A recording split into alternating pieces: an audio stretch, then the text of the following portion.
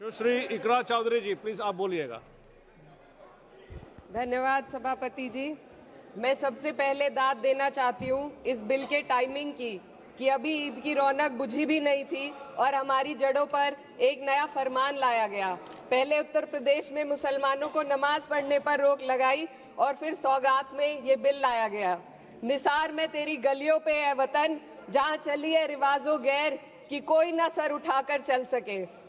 मैं सभापति जी आपको ये बताना चाहती हूँ कि ईद के मौके पर एक विधवा महिला अपनी लड़की के साथ मेरे पास आई और उसने बताया कि वह एक वक्फ की प्रॉपर्टी में रहती है, वही उसके सर पर छत का काम भी करती है और उसकी रोजी रोटी भी वहीं से आती है। वो इस बिल को लेकर इतनी फिक्रमंद थी कि कहीं उससे वो उसकी संपत्ति ना छीन ली जाए। वो अकेली एक ऐसी महिला नहीं है, ऐसे लाखों लोग हैं जो वक्फ की गरीब महिलाएं जो वक्फ की संपत्ति से अपना रोजगार चला रहे हैं। और ये जो वक्फ बाय यूजर क्लॉज के हटाने से लाखों वक्फ की जायदाद अपना स्टेटस खो देंगी और लाखों लोग इसी तरीके के लोग सड़कों पर आ जाएंगे। वक्फ क्या है? वक्फ बाय यूजर क्या है? इसका ये मतलब है कि कोई जायदाद अगर सालों से दीन और भलाई के कामों के लिए इस्तेमाल हो रही हो तो वो खुद ब खुद वक्फ मानी जाएगी। हिंदुस्तान की अदालतों ने भी इस बात को तस्लीम किया है। वक्फ बाय यूजर सिर्फ वक्फ बोर्ड को ही मिली कोई खास सौगात नहीं है, ये बल्कि सभी अन्य धार्मिक ट्रस्टों को परंपरा और यूज के आधार पर बिना किसी डॉक्यूमेंटेशन के धार्मिक चरित्र को डिक्लेयर करने का राइट मिला हुआ है। भारत के संविधान के आर्टिकल 13 क्लॉज 3 में कस्टम और यूसेज को कानूनी वैधानिकता प्रदान करता है। इसी आर्टिकल से वक्फ बाय यूजर भी निकला गया है। इस बिल के कानून बनने पर वक्फ बोर्ड तो इस प्रोविजन से हाथ धो बैठेगा, लेकिन अन्य धार्मिक ट्रस्टों को यह सुविधा जारी रहेगी। इससे भारतीय संविधान के आर्टिकल 14 और 15 का सीधा उल्लंघन है, जो धर्म और जाति के आधार पर भेदभाव और कानून के सामने सभी की बराबरी पर जोर देता है। मैं इसके साथ ये भी कहना चाहती हूँ कि सत्ता के लोग जो एक दूसरे की पीठ थपथपा रहे हैं कि वक्फ बाय यूजर का जो अमेंडमेंट इन्होंने दिया उसको एक्सेप्ट कर लिया गया है, लेकिन इनकी शरारत यह है कि उसके साथ ही एक ऐसा प्रोवाइजो इसमें शामिल किया गया जिसके आधार पर यह कहा गया है कि अगर कोई भी वक्फ की संपत्ति विवादित हो तो वो अपना वक्फ स्टेटस खो देगी। तो जो अमेंडमेंट इन्होंने दिया है, जिसको एक्सेप्ट कर लिया गया है, उसका कोई मतलब नहीं है। ये इनकी नीयत है जो साफ जाहिर हो रही है।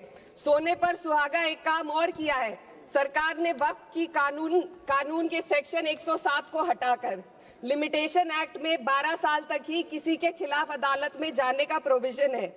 सेक्शन 107 में बोर्ड को लिमिटेशन एक्ट से राहत मिली हुई थी। वक्फ बोर्ड कभी भी अवैध कब्जाधारियों के खिलाफ अदालत जा सकता था। अगर ये सेक्शन ना हो तो अवैध कब्जा करने वाले लोग कानूनी प्रक्रिया का फायदा उठाकर वक्फ की प्रॉपर्टी को हड़प सकते हैं। अन्य धार्मिक ट्रस्टों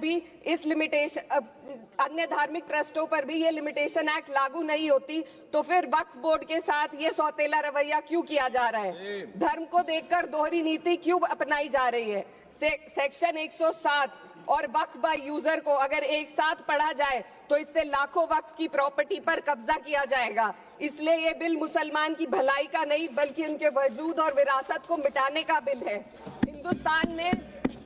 हिंदुस्तान में बहुत सारे धार्मिक ट्रस्ट हैं जिसमें उस खास मजहब के लोग शामिल होते हैं और उसका इंतजाम करते हैं। और ये बात समझ में आने वाली भी है, क्योंकि जो व्यक्ति अपने मजहब के रीति रिवाज को जितना अच्छे से समझ सकता है, किसी अन्य मजहब का व्यक्ति नहीं समझ सकता।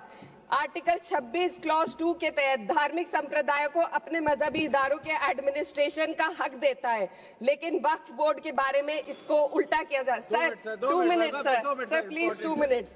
सरकार इसे एक सेक्युलर बॉडी मान रही है और इसमें गैर मुस्लिमों को शामिल करने की बात कह रही है। आपके मुंह से सेक्युलरिज्म की बात सुनकर अच्छा लगा, लेकिन अगले ही पल ये भ्रम टूट जाता है, क्योंकि आपको सिर्फ दान देने के लिए प्रैक्टिसिंग मुस्लिम का आपने क्लॉज डाला है, लेकिन बोर्ड में बैठने के लिए मुस्लिम होने की कोई आपकी क्लॉज नहीं है। तो इससे आपकी जो दोहरी नीति है वो साफ जाहिर होती है। ये वही सरकार है जिसने राम जन्मभूमि ट्रस्ट में ये लिख दिया कि जिला अधिकारी भी अगर होगा तो हिंदू होना चाहिए। कोई मुझे बताए कि वहां पर सेक्युलरिज्म का रस क्यों नहीं घोला गया। सर, आखिर में मैं अपनी बात को खत्म करने से पहले महिलाओं का मुद्दा बार बार उठाया जा रहा है। सरकार का कहना है कि बोर्ड में मुस्लिम महिलाओं को रिप्रेजेंटेशन देंगे। इस कानून से पहले भी मुस्लिम महिलाएं बोर्ड में मेंबर रह चुकी हैं और मिनिमम 2 का प्रोविजन था, उससे ज्यादा भी हो सकती थी। सर, मैं ये कहना चाहती हूँ कि सरकार ने महिलाओं के लिए ऐसा कौन सा नया काम किया जिसका ढिंडोरा सरकार का हर सदस्य पीट रहा है। इस बात की तायीद अगर आपकी तरफ से कोई मुस्लिम महिला करती तो हम उसका यकीन भी करते, लेकिन अफसोस आपकी इतनी लंबी कतार में एक भी मुस्लिम महिला नजर नहीं आती है। सर, मैं खुद एक मुस्लिम महिला हूँ, मैं सिर्फ मैं माइनॉरिटी महिला हूँ। इस सदन में हम सिर्फ 2 महिलाएं हैं और उस नाते से मैं ये बात कहना चाहती हूँ कि इस बिल के माध्यम से मुस्लिम महिलाओं को कुछ नहीं मिल रहा है। ये हमें कुछ नहीं देना चाहते, सिर्फ टोकनिज्म हमारे नाम पर बनाकर एक नैरेटिव मीडिया में चलाना चाहते हैं। तो ये बिल मुसलमान की भलाई का नहीं, उनकी पहचान को मिटाने का है। सर, अंत में मैं बस यही कहना चाहती हूँ कि कागजों की कैद में बस नाम रह जाएंगे, वो जो हमारे थे सिर्फ दावे में रह जाएंगे। इस बिल के द्वारा मीठी ईद के जायके को कड़वा करना, यही असली सौगाते मोदी था। बहुत बहुत